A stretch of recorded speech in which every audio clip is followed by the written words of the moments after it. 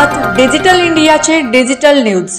ठाम मत मराठी न्यूज। पुण्यात भर दिवसा धाडसी चोरी, सोने चांदी रोख रक्कम चोरांनी केली लंपास। धुळे शहरातील जुने धुळे गली क्रमांक 2 सुभाष नगरात कैलास यशवंत देवरे यांच्या घरी मुलाचे लग्न असल्याने घर बंद ठेवून सगळेजण नंदुरबार येथे न्यायालय येथे गेले होते।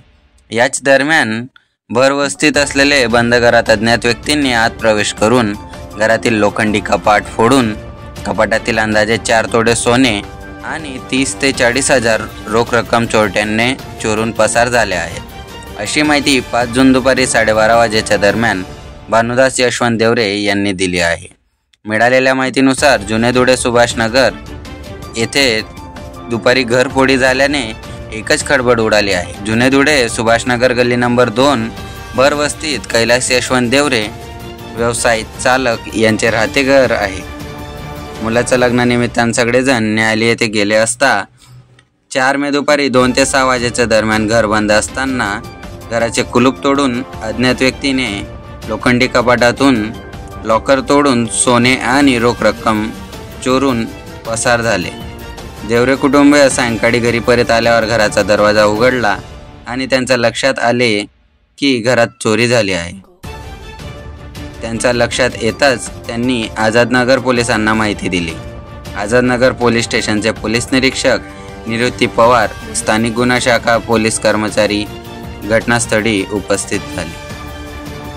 जवळील घराचे सीसीटीव्ही फुटेज पोलिसांनी तपासले असता एक संशयित व्यक्ती घराजवळ फिरत असताना दिसून आला असून फुटेजच्या आधारे पुढील तपास सुरू आहे। अहमद मराठी न्यूजसाठी सोपान देसले, धुळे। माझं नाव भानुदास यशवंत देवरे।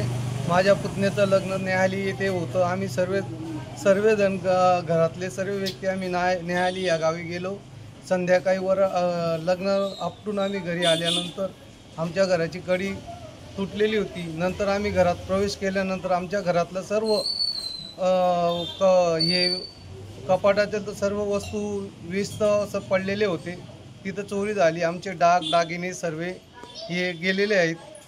आमच्या घरातनं कमीत कमी 3-3.5 तोळे सोन्याचे दागिने व कॅश 30-40 हजार रुपये कॅश ही गेलेली आहेत।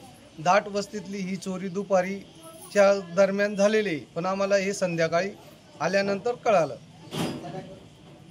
जर असे दिवसाढवळे आमच्या जुन्या धुळ्या परिसरात चोरी होत असेल आणि एवढ्या दाट वस्तीत चोरी होत असेल तर मग उपाय काय? लवकरात लवकर डिपार्टमेंट पोलिसांनी आमचे सहकार्य करून या चोरांना सापडण्यात प्रयत्न करावा। महाराष्ट्रातील ताज्या घडामोडींसाठी पाहत रहा ठाम मत मराठी न्यूज। तसेच आमच्या चॅनलला लाईक, शेअर, सबस्क्राइब करायला विसरू नका।